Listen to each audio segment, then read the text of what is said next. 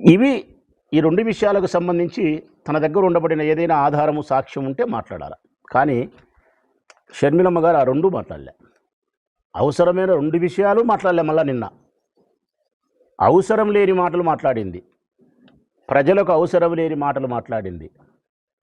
ఏంది ఆమె మాట్లాడిన మాటలు? విజయమ్మ గారి లేఖ గురించి మాట్లాడింది.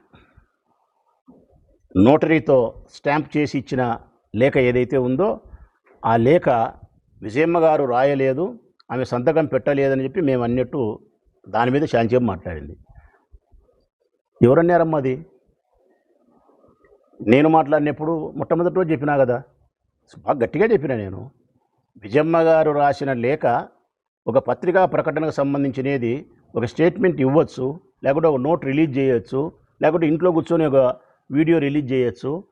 నోటరీ చేసి స్టాంప్ వేసి చేయడం అంటే కన్నా ప్రజలను నమ్మించడానికి బలమైనటువంటి ప్రయోగం చేయడమే తప్ప మరొక ఉద్దేశం కాదు అని చెప్పినా తప్ప ఆ లేఖ అమ్మ రాయలేదు అని మేము చెప్పలేదు తల్లి. మేము అనని మాటను అన్నట్టు ఆ లేఖ మీద సాగబెరిగి మాట్లాడితే ప్రయోజనం ఏముంది? మాట్లాడాల్సిన మాటలు మాట్లాడకుండా